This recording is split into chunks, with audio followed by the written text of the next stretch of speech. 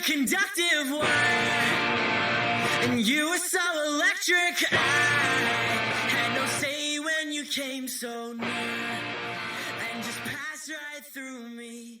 Hey everyone, welcome to Geekdom is back. I'm your host, Deanna Chapman, and today we have a brand new guest. Kent Garrison from Mad About Movies is here to discuss Spider-Man 2. Kent, since it is your first time on the podcast, why don't you tell the listeners a little bit more about yourself? Hey, Deanna. So I've been hosting Mad About Movies ever since 2013 with a couple of my co-hosts, Richard Barden and Brian Gill. And it's been quite a journey for us over the past 6 years. We've done a movie every single week. Usually it's the movie of the week, the movie that won the box office the previous weekend, or whatever movie is dominating the conversation on social media. And so we've been doing that podcast ever since 2013, and we've spun it off into a little VIP feed there for the Patreon feed. We do throwback movies. We just did Inglourious Bastards this week in honor of Quentin Tarantino's new movie coming out. So it's been a really fun time, and I've really enjoyed doing the podcast, Mad About Movies. Yeah, it sounds like a lot more of your episodes are a little more time sensitive than mine. You know, I kind of just watch things when I watch them, and, you know, with AMC A-List now, I go see movies more frequently, but I find that coordinating schedules with guests to discuss a movie like opening weekend or something is a little difficult. So I applaud you guys for what you're doing at Mad About Movies. Yeah, I do. I'm an A-List subscriber as well, and I actually love that service. It's been great to be able to book tickets in advance for some of these bigger movies, especially the newer Spider-Man movie that came out a couple of weeks ago, and be able to do that all in advance and see those and schedule out our episodes whenever it's convenient for the hosts to get together. But yeah, it's been a challenge for us to stay on top of it, but it's also been part of the fun part of it too, is to be in the conversation while it's happening. It's been really fun. For sure. I did manage to get a Spider-Man Far From Home episode out within the first week of its release. So, you know, there is that accomplishment that I have. And I was planning on doing an entire Spider-Man month in July, but that did not pan out. So we're talking about Spider-Man 2 today instead. You know, it's probably several weeks out from Far From Home at this point by the time you're all listening to this, but I hadn't gone back and watched the Sam Raimi movies in a very, very long time. I'm honestly not even sure if I had ever rewatched them. I know for a fact that I watched them because we owned the first two, at least, on DVD. So I was like, okay, yes, if we had Spider-Man movies on DVD, I'd definitely watch them at some point. Yeah, these Raimi movies, they've become kind of classics at this point. Yeah, I know you said this is coming out after Far From Home, but I mean, I feel like anytime's a good time to talk about these because they kind of started this Spider-Man franchise really on cinema. He kind of started these superhero movies to not be a beating. Some might say that would be X-Men, you know, a little bit before the original Spider-Man, but I really like to think that these Spider-Man movies, these Raimi Spider-Man movies, are what made people realize that superhero movies could be fun all the time, and it doesn't depend on certain IP being involved. I think, you know, just the one character of Spider-Man was enough. It didn't really matter who else they brought into this, that the fans were all in for anything Spider-Man, and I'm a huge fan of these Raimi movies, these first two Raimi movies, actually. I think Spider-Man 2 is just about the pinnacle of superhero movies. A lot of my friends like to say The Dark Knight, and lately it's more Avengers MCU conversation, but I really think that it's hard to beat this Spider-Man 2 from Sam Raimi if you're talking about, you know, great action, fun, good drama, and stakes, as well as, you know, holding up over time. I was really surprised at how well this one held up. I don't know how many years this was 2002, so 17 years ago, something like this. I think this one was 2004. 2004? Yeah, the first, okay. I believe the first one was 2002. Right? That's and then correct. 2004 for Spider-Man 2 and 2007 for Spider-Man 3, which I don't know yet if I will be doing an episode on, but definitely have an episode either coming or just released on the first one. You know, we're recording this early, so I am unsure of my schedule. The Spider-Man 3 is actually a fun one to talk about, just because there's a lot more of confusion surrounding that one.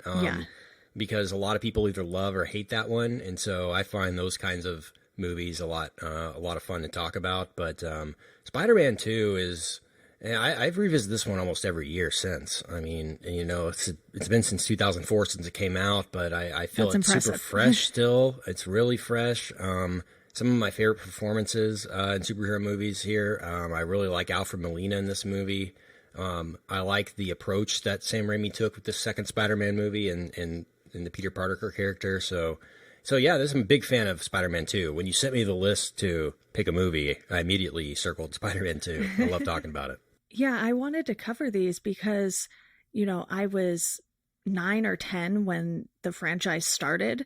So I was only 11 or 12 when this movie came out. So I didn't remember a lot of it, but because of how much I've enjoyed Tom Holland as Spider-Man, and I know everyone has their favorite version of Spider-Man, especially with the 3 different live action film series we've had so far. And I was kind of like, you know, a lot of people talk about the Sam Raimi movies either very positively or, you know, like you said, especially with Spider-Man 3, it's a very split crowd on that one. So I was like, all right, I'm going to go back, figure out these feelings for myself because I had marked them as watched, but I never rated them or anything. So I went back, I watched the first one and I watched this one. I have not gone back to Spider-Man 3 just yet.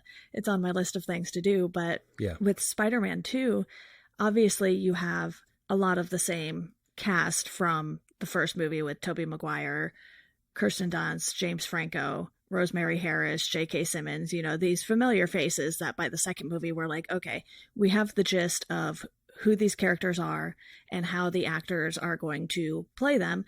But then you throw Alfred Molina into the mix and just some other characters, especially, you know, Dylan Baker just appearing as Dr. Connors. And it's so brief each time he's on screen. You're like, okay, are they actually building up to something here? Or is this sort of just fanfare and Sam Raimi is putting him in and being like, okay, you know, we're going to put him in here, but we're not going to do anything with him right now. Yeah, I definitely enjoy the carryover from Spider-Man 1 and continuing the story. But I like the new direction they took it too. You know, you do think that James Franco's going to be more involved in this with Harry Osborn and the seed that was kind of planted with the ending of Spider-Man 1 and Harry Osborn's discovery of the Green Goblin suit and the whole his dad's business, you know, or persona behind the scenes of the Green Goblin. Yeah. So that was teased as the main kind of thing. I don't know behind the scenes if they didn't think James Franco could carry the weight of this movie at that time, and so they felt like they needed to stretch that storyline out into Spider-Man 3 and beyond. I don't know. It's confusing to me, but I think the Dr. Octavius and having Harry Osborn involved in that storyline to a certain degree really does kind of help his involvement and keep him involved in the story without it feeling tacked on or like we're not getting to that yet, even though the fans want that. So I'm curious. So you said this was your first watch of Spider-Man 2 ever?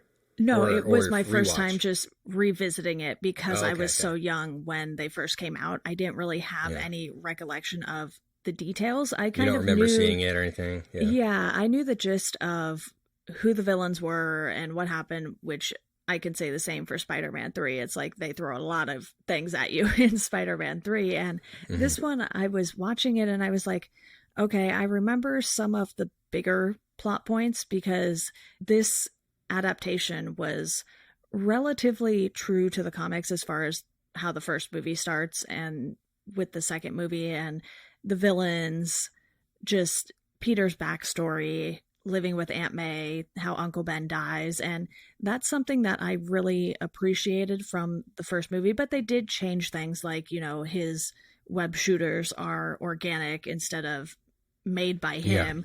And What do you think about that? I thought it The was organic weird. That's always every time I talk about Spider-Man with somebody, that it's always a debate. It's like, what do you like better, the bitten by a spider and now he has spider glands, you know, like organically, or, you know, like we've seen in Amazing Spider-Man and the new one where it's more of a device. I've seen both, I've talked to people that like it either way, but I think it's a little bit weird if you're Yeah. shooting out like webs from your hands like organically. I think that's a little more concerning. I think the connection that Peter Parker has in the science world and with Oscorp and all that, I think and in the new series with Stark Industries, I think that makes a lot more sense for him to have some kind of technological connection than he got glands because he got bit by the spider. I'm glad they abandoned that because I've always thought that was a little wacky with the origin story of Spider-Man. I was actually reading this book. It's called The Unseen Force, the films of Sam Raimi, and it goes into a little detail on why they made that choice. And it was supposed to be a parallel to him like going through puberty and learning about his body and things like this. And I was just like, well, that is one way to do that. Don't they say that in the new one? Doesn't Tom Holland say something like talking about his junk? He's like, says his web slinger or something, like he calls it his web slinger or something. He did do that, and I was like, wait, what's going on here? And reading that in the Spider-Man chapter of that book, I was like, maybe I could have lived without knowing this. Yeah, exactly. Yeah, I'm with you. I'm more about the non-organic web shooters, and but that's interesting. I did not know that a little bit, but apologies if I ruined it for everyone now. I really enjoy Spider-Man 2 almost every rewatch, and on this last rewatch I just noticed that Doc Ock character, it's an amazing piece of cinematic work, I think, and I think it still really holds up 15 or so years later in terms of how it looks, the CG. It's menacing. A lot of these movies depend on the villain and the convincingness of the antagonist, and Doc Ock's one of my favorite, if not my favorite comic book villain in terms of being in a movie that I've seen portrayed on movie. I really like that. What are your thoughts on Doc Ock and all that stuff? Honestly, when I was rewatching this, I was like, you know what? This is one of the better villain portrayals that we've seen in some of these movies. And when people talk about the MCU, it's like, yes, they have this uniformity to them and they've done a great job of sort of this giant world building just because of how expansive it is. We're 20 plus movies in on it. They have a bunch more coming. They're going into space more. And with this, I was kind of like, okay, Spider-Man has a really great rogues gallery, and they found a way in Spider-Man 2 to use that to their advantage. Like you said, Harry ends up finding his father's hidden Green Goblin room, basically. And while Willem Dafoe is pretty great as the Green Goblin and Norman Osborn in general, you're sort of like wondering what they're going to do next, because they kick it off with Green Goblin, they move on to Doc Ock, and those two are so iconic. And I think they nailed the look of Doc Ock a lot better than Green Goblin. I wasn't a huge fan of that suit. It just seemed too bulky and weird. And in that book I was reading, and I'll link to it for everyone who might want to check it out because it goes over a ton of Sam Raimi films. The downside is that with Spider-Man 2, it was like right when the movie was getting ready to come out, so they didn't have quite as much information about this movie, but there's a pretty good size, like 20-page chapter on the first Spider-Man movie. And Willem Dafoe had to just stand there for hours or sit there for hours while they sort of put the suit together on top of him because of how weird it was. And with Doc Ock, obviously you have that CGI element to this movie that I think was vastly improved from the first one. In the first one, when Spider-Man was swinging around town and you had the villains popping up, I was like, yeah, this doesn't look fantastic. But at least they made the right improvements, I think, for Spider-Man 2 to where the fight scenes looked a little more fluid and it didn't look as much like a video game necessarily. Yeah, I totally agree. Especially at that final sequence in Spider-Man 1 when they're in the parade and all the balloons, and Spider-Man's like bouncing off the balloons. that looks super wacky. I completely agree. I think they knew and realized what they did that didn't work with Spider-Man 1. I think the main thing was Green Goblin. When you've got an actor like Willem Dafoe and you put that mask over him, it's kind of hard, They should have done something painting with his face or some kind of makeup to make him look more menacing like a goblin instead of having just that plastic mask. And you could see his eyes and his mouth through it, and it just looked really weird. I was like, you couldn't have at least painted his face green or something, like something to match it. It just looked a little off. And even though, you know, he's obviously not the one who designed the costume or anything like that, and they spent a ton of money on costumes for these movies. I read that they had like 23 Spider-Man suits, and it cost them like $100,000 each. And I was like, wait, what? And these movies had massive budgets for the time too.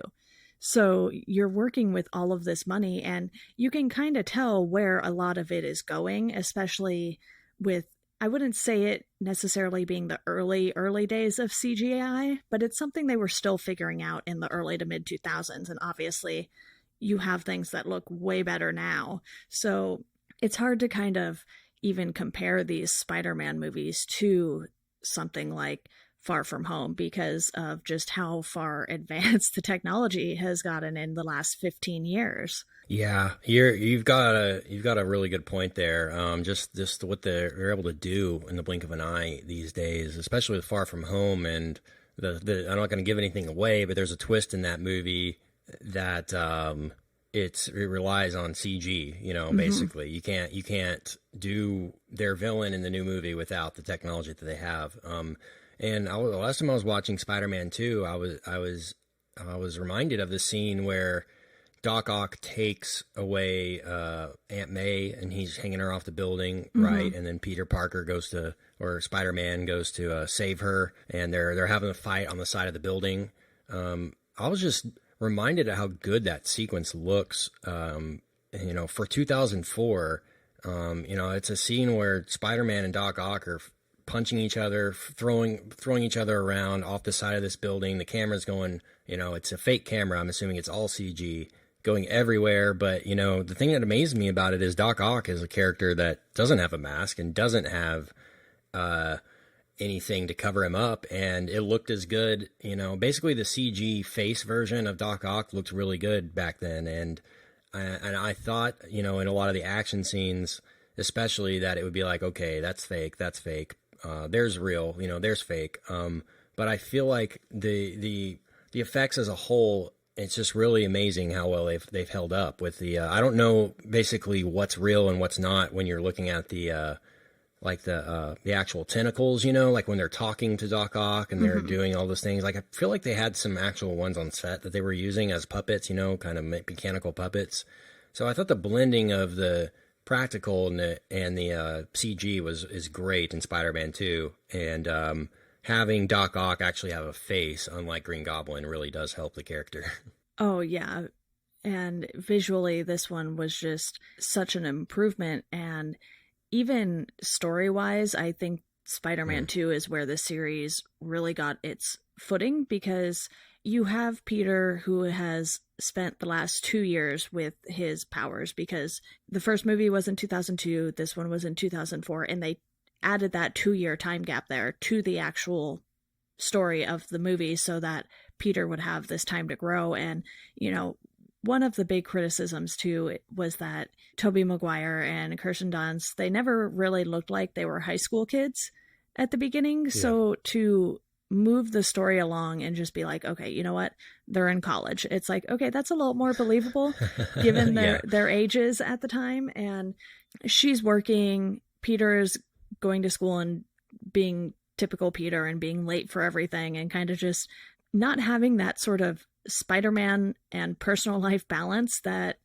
a lot of these heroes that we've seen over the years have tried to have. You know, Batman has his Playboy life and his nightlife as Batman. So you have these characters who, some of them just never really find that right balance. And, you know, they throw in John Jameson in this movie as MJ's love interest instead of Harry. So Peter just can't catch a break, and they put him through the ringer in this movie, but I think they did it in a way that worked really well for the pacing of the movie, and you aren't spending too much time on any one aspect. It's like he has so much going on that it allows you to breathe from him being Spider-Man, from him trying to get Mary Jane, and all of these different things that I think they did a nice job of weaving them together. Yeah, I completely agree. This is why this is my favorite, one of my favorite superhero movies, is because of how they treat Peter Parker in this movie. The Spider-Man 2002 ends with him, Uncle Ben, him remembering Uncle Ben's challenge of with great power comes great responsibility. The movie ends with him trying to get MJ, or wanting, the whole movie builds up to him wanting MJ, and when he can finally get her, he shuts her down because with great power comes great responsibility, right? Mm-hmm. And it's this great ending, and it's a great twist and a cliffhanger to the next one and all these things. And so when we get to the next one, now he's starting to see that, yeah, that's true. With great power comes great responsibility. Almost everything in his life falls apart in Spider-Man 2. He loses his job, he loses his girl, he's losing his best friend, he's losing his relationship with his aunt, he's not being able to accomplish anything that he can. This is all because he chose to be Spider-Man, right? If all he did was say, I'm just not going to be Spider-Man anymore, then I feel like he knows everything in his life would go back to normal, that he could get Mary Jane, that he could get his job back and not be late, right? And it kind he of could make did. it to her play on time. Yeah. So this is this entire, I guess, mental battle that he's having the entire time. Mm-hmm. And when he finally comes to that realization at the end, and I guess Mary Jane is like, no, you need to be Spider-Man.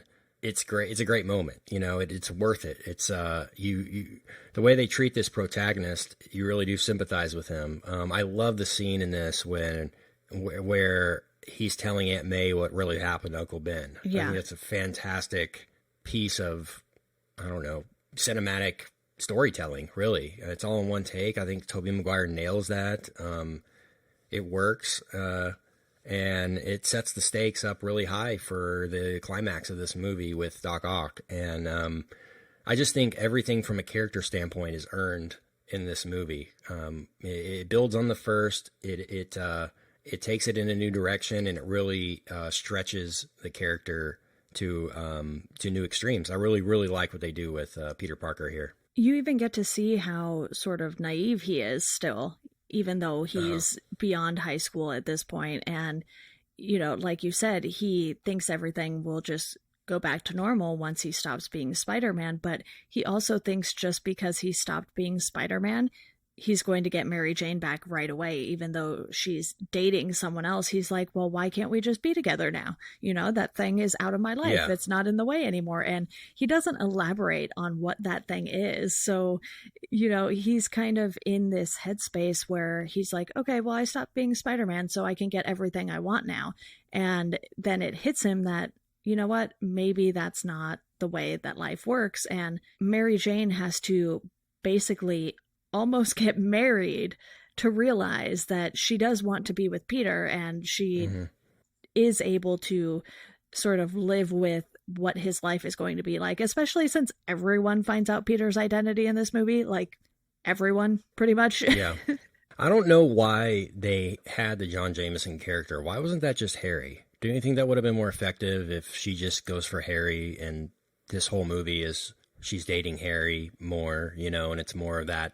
Because doesn't it just seem like that's more of an add-on character, and in the way of like Harry, I would have preferred probably that than Mary Jane dating him, and that being the conflict than John Jameson, who is just J. Jonah Jameson's son, right? Yeah, and the only scene I noticed that whole storyline really impacted was when Doc Ock took Mary Jane, and we get that moment at the Bugle where Jameson is like, he took my son's fiance, and he has that moment where he likes Spider-Man for like a split second until Spider-Man comes back and takes his suit off the wall. Right. And that's really the only scene that John Jameson's character impacted in any sort of real way other than just sort of adding him in as this plot device to keep Mary Jane away from Peter. And, obviously Harry screwed up with her in the first movie.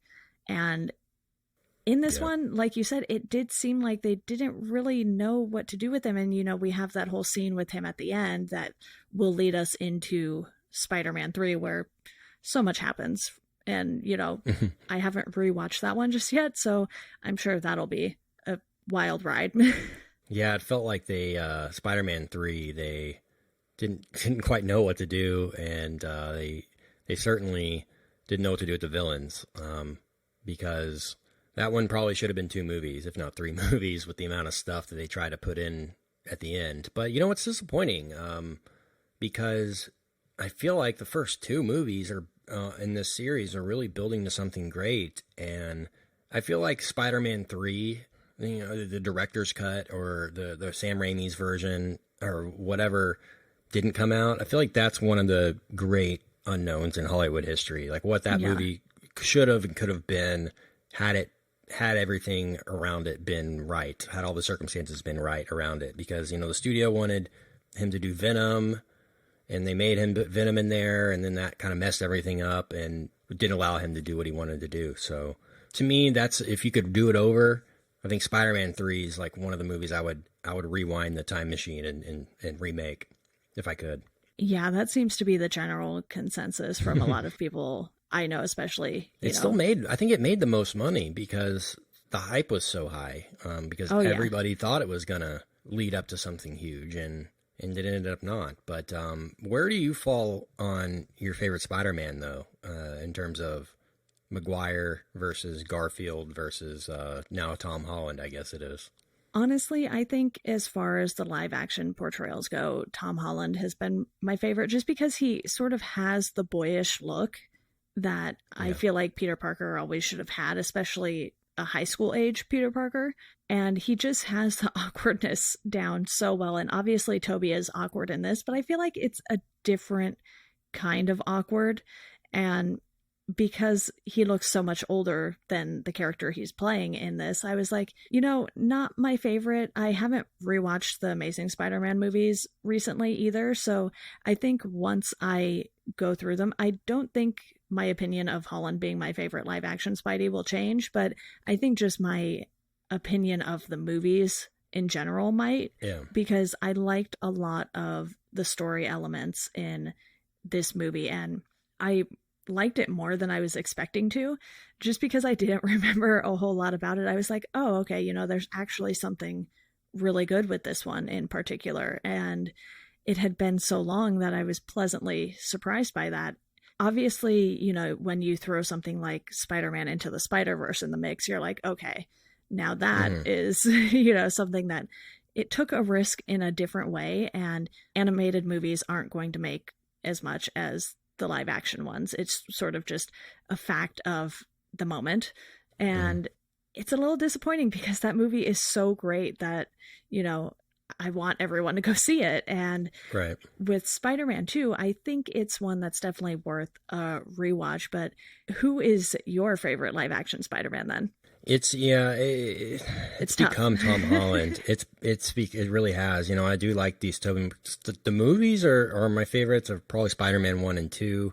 I really like Homecoming, and I liked Far From Home a lot. I love the direction that they're taking this, and I think a lot of it does have to do with they could never do high school with Tobey Maguire. Being able to set this in high school it makes it so much more nostalgic and so much more feel like a John Hughes movie or something than adults. It feels so much more lighthearted in areas, so much more adolescent and coming of age in terms of how the characters are made. But I really do. I think Tom Holland has the most skills of any actor that they've had. I think he's the most charismatic. I think he's a star. I think he's gonna do stuff beyond Spider-Man in his career, which I don't think any of the other guys have really done anything. I mean, they have, but certainly not as big as Spider-Man. And so yeah, that's my favorite Spider-Man is probably Tom Holland. At this point, hopefully he's Spider-Man for the foreseeable future. I wanted to ask you what your favorite scene is in Spider-Man 2, though, because mine is that train sequence, obviously, that where he stops the train with his webs and everything, and they pass him back through the train with his... He's crowd surfing. He's crowd surfing, and they're like, we won't tell anybody, when he has his mask off. I think that's a great moment. An incredible sequence, too. What sticks out action scene-wise to you about this movie? Yeah, action-wise, I really liked the first scene with Doc Ock when there's the explosion at, the viewing for the press and everyone. And you have these horror elements that Sam Raimi puts into these movies that I definitely noticed way more now than I would have when I initially watched them. And I think even that stuff is done better in this movie than in the first one, because, you have sort of those nightmarish visions that Peter has in the first movie.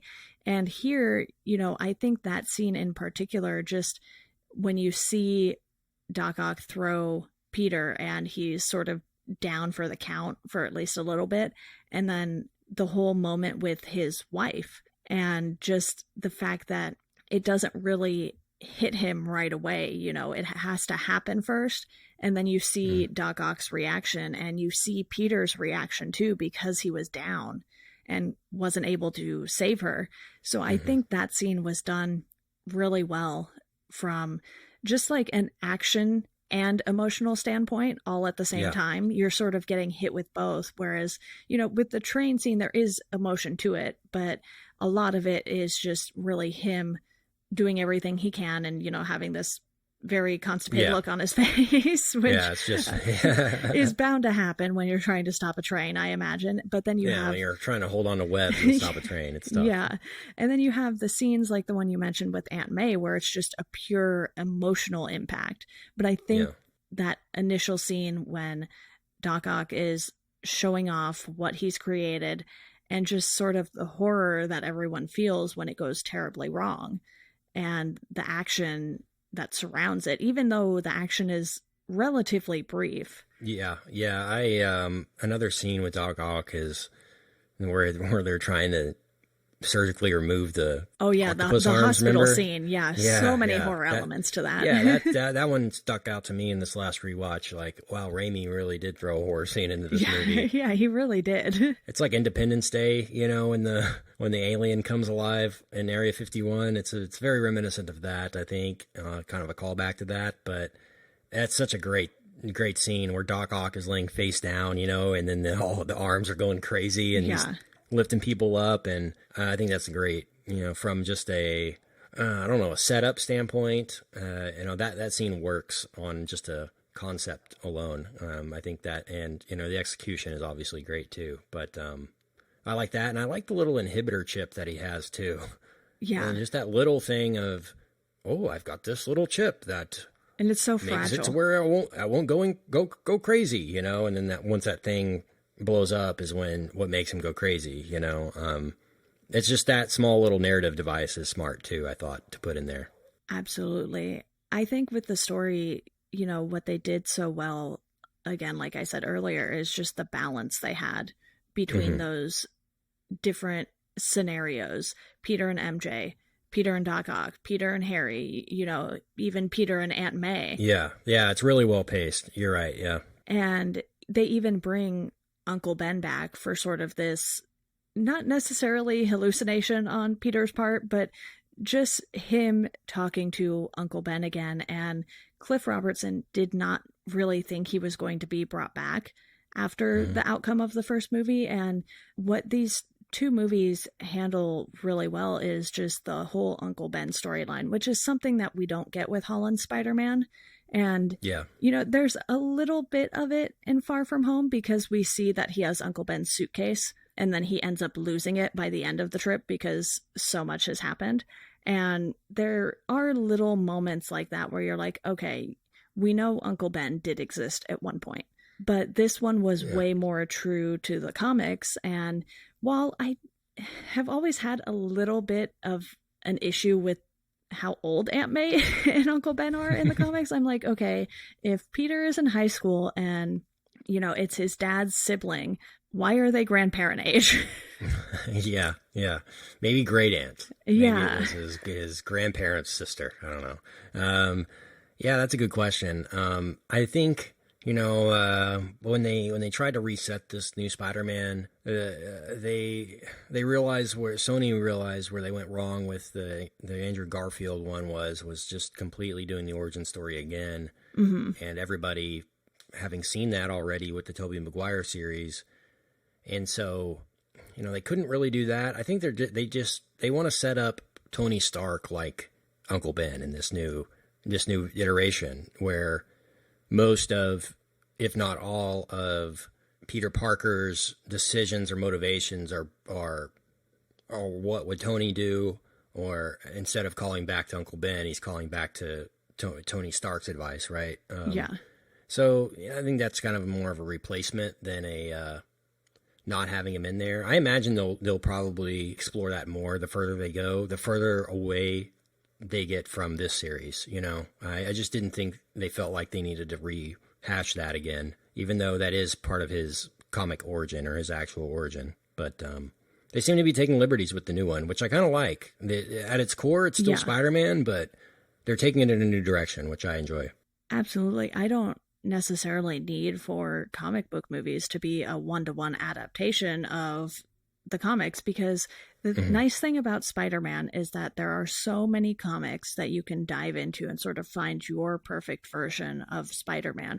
Or even if your perfect Spider-Man is Miles Morales, that exists now. It also exists in animated movie form, and you have so many different stories that people can like for so many different reasons. And it's fine to like aspects of these two movies and think that Spider-Man 2 is a great Spider-Man movie, but still like Holland more as Spider-Man, which you and I both do. It's like, we're not discounting these other Spider-Man movies just because we like Holland more in the role. Even the Amazing Spider-Man movies, they take a bit of a different direction with throwing Gwen Stacy into the mix and exploring that storyline instead. So there's something to pick out from each of these series, and especially with Spider-Man 2, there's a lot of good things you can pluck out of this, and very few things that I found wrong with the movie necessarily. Yeah, I think one of the parts that I really liked at the time that hasn't held up over time is that scene where he gets in the elevator with Hal, what's his name? Sparks? Or what's his name? And they're just talking. It was like super long and super awkward. I was like, this is too long. Way too long. Way too long. It should have been half that length, but I remember seeing this in the theaters and that worked really well. I mean, I remember that killing in the theater, like from a laugh standpoint. So, in hindsight, I understand why they did it, but it just hasn't aged as well, over time. It's like, that probably should have been a deleted scene, or like a scene you see during the credits or something like that, kind of kills the momentum a little bit when we're talking about good pacing, but yeah, for the most part, there's good pacing. And then you hit that moment and you're like, where are we going with this exactly? Yeah. He's talking about itchy suit or whatever. I don't know. It goes off on a kind of a tangent there for a minute or two. Yeah, there are some nice little character bits within the story too, like when they bring Bruce Campbell back as the usher, and Peter's kind of standing there trying to get into the show, and he just won't let him in. And apparently, Bruce Campbell is pretty good friends with Sam Raimi, so that's why he was brought back again. So, he had this little cameo in the first one as the ring announcer, and then as the usher in this one. I don't know if he's in the third one, just because, like I said, I haven't seen that one in forever, and it is mostly forgettable, apparently. Yeah, that is funny how Raimi worked those cameos into this, and another joke that they use one too many times is the lady playing the Spider-Man song on her violin. They did that twice. They should have done it once. There are certain elements that they didn't know when to get out on the joke. But overall, I'm so pleased with this movie that those are small complaints. Oh, for sure. That's really just sort of nitpicking some moments that didn't really matter in the grand scheme of things, which I guess is why they stood out so much. You know, the lady playing the song does change up the lyrics the second time, because the first time she is singing the theme song, and then the second time she's asking Spider-Man where he went, because it was during the time when Peter was like, I'm not going to be Spider-Man. And you see all of this guilt building up inside of him too, which I thought was done really well. And, you know, Tobey Maguire did have some nice moments throughout these movies. I'm not going to say, oh, he was an absolutely horrible Peter Parker Spider-Man. You know, it was just one of those things where I feel like he was a touch too old to be playing the character, but he did make it work as best as he could at times.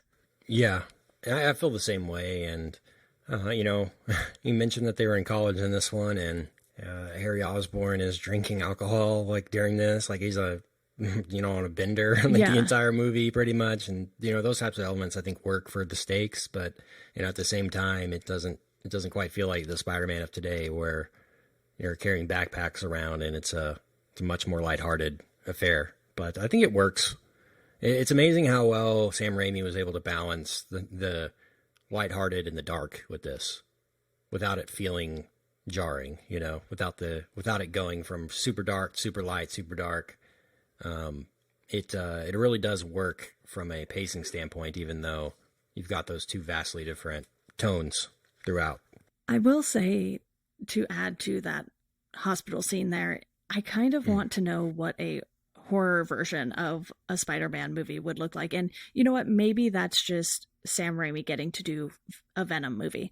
And that is something I'd be fine with, because I did go see the recent Venom movie and I wasn't the biggest fan of it, but you know, Tom Hardy was pretty charismatic as Venom. He was very weird as Venom too, which I think is kind of why it worked. But after seeing that hospital scene in particular, I was like, you know what? I kind of want to know what some of these darker Spider-Man storylines would look like as a horror film. And that's something I was really hoping to see, you know, with the X-Men with New Mutants, because that looked so up my alley as sort of this horror film, but still a superhero film. And the thing is, you know, the superhero films are really becoming the action films of today.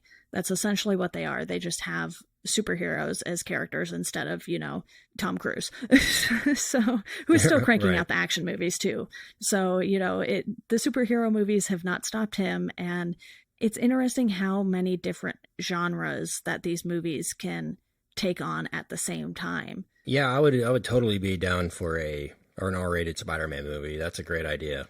I'd be really down for that, actually. I wonder if they would do that. And, you know, because they've explored the Deadpool thing. They say they're going to do Blade. I wonder if they're going to do Blade and rated R. I would hope so. I would hope so, too. Make it Logan-esque with, you know, just how they handle the style of the movie. Right. I would actually be okay with them doing Venom, another Tom Hardy Venom, and then bringing Tom Holland on board for that and making that rated R, but making it more of a Venom movie than a Spider-Man movie, but maybe having Spider-Man involved somehow. You know, I've heard that they actually had Tom Holland in Spider-Verse and they cut it out the last minute or something. Okay. Like he was supposed to be a character in that. So I think Disney and Sony and Marvel, who are kind of sharing the rights to Spider-Man, are trying to figure out what they can do with it, you know, how far they can take it, if they can do spin-off movies or what. But I think that's a great idea. You need to get a Kickstarter going on that. An R-rated horror version of Spider-Man would be something I would definitely pay to see. Yeah, I would go see that in a heartbeat. And, you know, with Venom, they teased Carnage at the end. So you could definitely throw Tom Holland's Spider-Man into the mix with that, I think, because of just the interactions that he's had with Venom in the comics, with Carnage. You know, I think that would be an interesting trio to see on the big screen together, especially with Woody Harrelson as Carnage. I totally agree. Have they confirmed that? Is it going to be Harrelson? Well, that's who it was at the end of Venom, so I hope so, because I really want that now, and if it's not, I might be slightly disappointed. Yeah, no, yeah, I'm totally down for that. Hopefully that ends up coming to fruition at some point. Yeah. But it'll be interesting to see where they take Spider-Man over the next few years, and if they do another Spider-Verse movie, what that will look like, or how they take advantage of that success will be interesting as well. So Spider-Man's always been a fun one to see, because I feel like when it's done right, everybody loves Spider-Man. I feel like it's one of the more universally accepted superheroes that there is, when the movies are good. Yeah, I almost wonder what the story of Spider-Man 2 would look like with Holland and Zendaya in the roles instead, Yeah, because those two are so fun together on screen. And, maybe Zendaya's MJ, who technically isn't Mary Jane because we learned that her name is Michelle, wouldn't necessarily be going and doing plays off Broadway or on Broadway, wherever it was. And, there would be some tweaks that would need to be made to the story. And I also couldn't see her marrying John Jameson either, or agreeing to anyway. right. So there are some things where it's like, okay, with these characters, that kind of works. And one thing we haven't talked about too much is just how they portrayed Mary Jane in this movie in particular, because it's like she is an independent character, but at the same time, her story revolves so much around romance in general. It's like, okay, but I want to see her sort of do her own thing for a bit, because she's with Harry, and then she's with John, and then she's with Peter, and it's like there's no breathing room for the character in between. Yeah, yeah, you're absolutely right. I would love to see what this would have been with different actors. I wonder if they're going to do Doc Ock or do any of this in the MCU eventually, or if all this is off limits to them, if it's too sacred, if they consider this Spider-Man canon or not.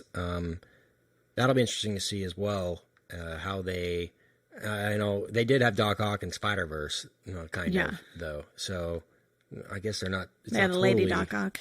Yeah, yeah, that was a cool reveal as well. But yeah, it's been fun to see Tom Holland grow into the character for sure, because I was skeptical at first, but he's won me over fairly quickly, or very quickly actually. Yeah. With his portrayal, and I'm on board for all things Spider-Man now, and like I said, I think they really know what they're doing with this new iteration, and they have the benefit of hindsight, and going back and looking at Spider-Man 2 in this film, and Spider-Man 1, and maybe parts of Spider-Man 3, and what worked, and taking the best of those things and building on those, and moving it into a new generation. And I think they've done a great job with that.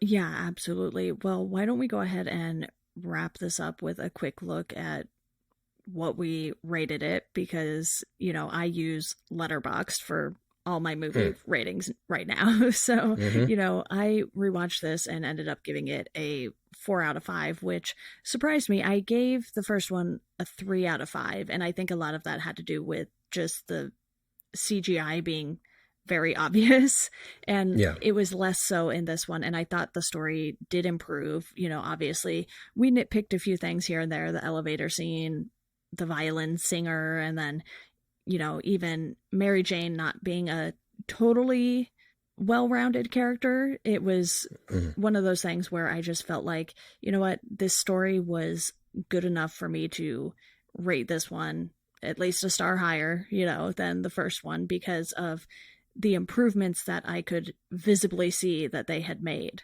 Yeah, I usually do letter grades for mine. Okay.